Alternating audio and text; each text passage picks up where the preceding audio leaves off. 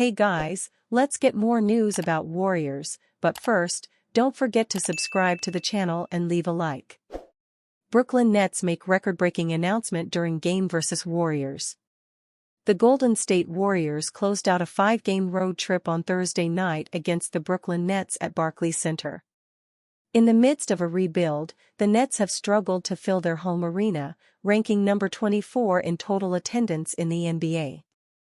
But, the Warriors tend to attract a crowd no matter where they're playing. As long as Stephen Curry is active and expected to play, Curry, 36, still puts butts in the seats. Thursday night's performance did not disappoint. That's assuming fans filled the building to see Curry do Curry things, as the Nets blew a 22-point lead, falling 121-119 to the visiting Warriors. During Thursday's game, it was announced that the record had been broken for attendance at Barclays Center for a Nets game. 18,413 fans were in attendance to watch Curry drop 40 points for the second time this season. Despite Curry's impressive 40-point performance, the Nets put up a good fight against the Warriors. They jumped out to a 27-5 lead, their largest of the game, with 4:39 left in the first quarter. Both healthy and back in the lineup, Cameron Johnson and Cam Thomas dropped 26 and 23 points, respectively. The Nets have exceeded expectations, having won 21 games so far this season.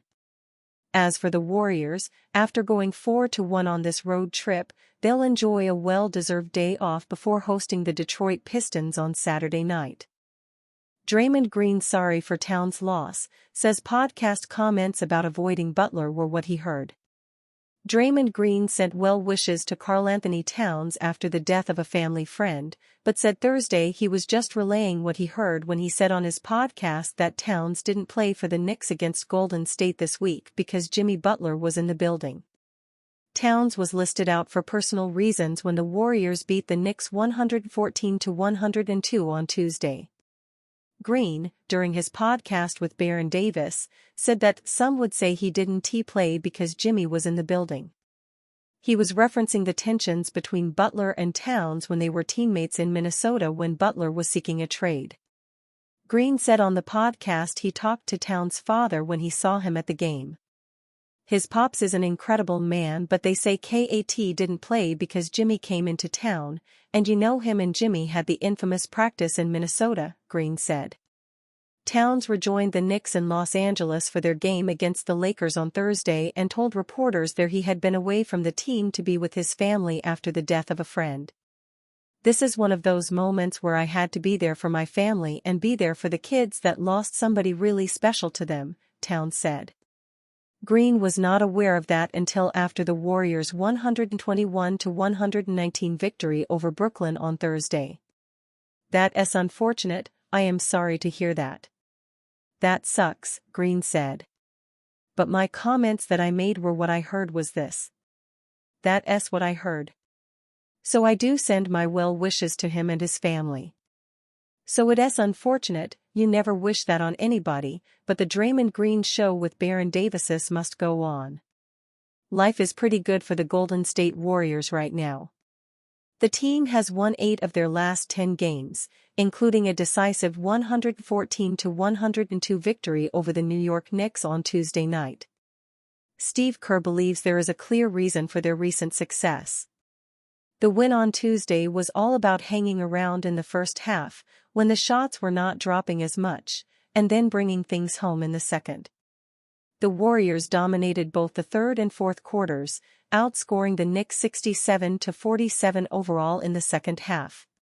Really good win, Steve Kerr told Anthony Slater and the media after the game.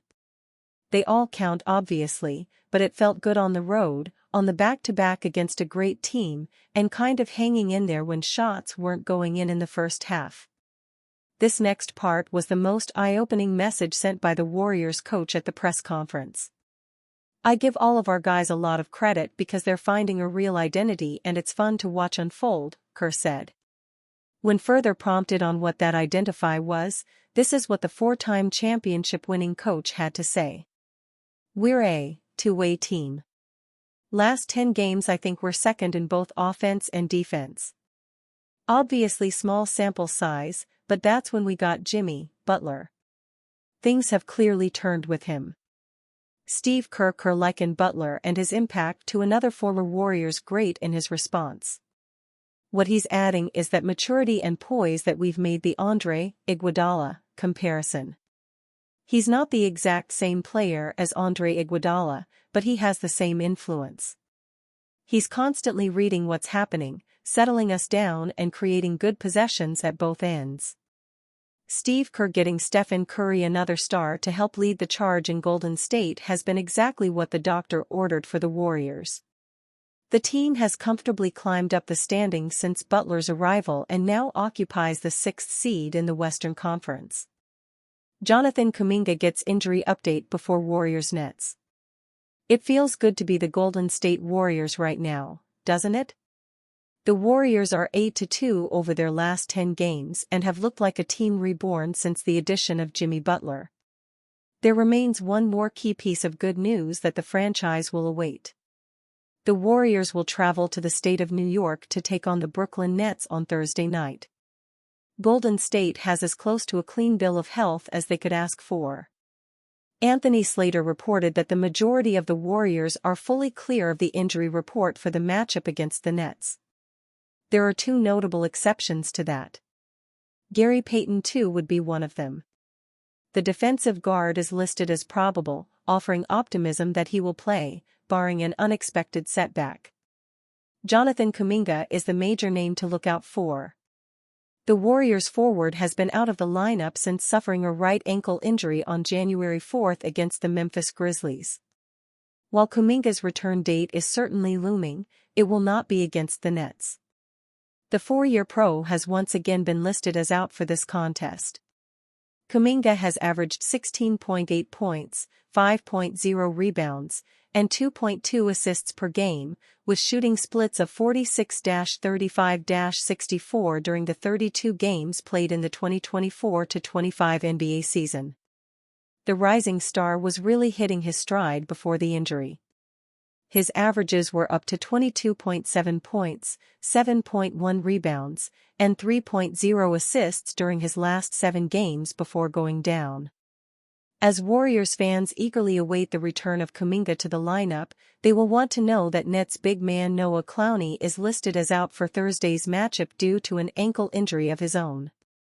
Tip-off between these two teams is set for 7 p.m. Eastern Time at the Barclays Center. And you, fan? What do you think about the situation of Jonathan Kuminga? Write to us in the comments.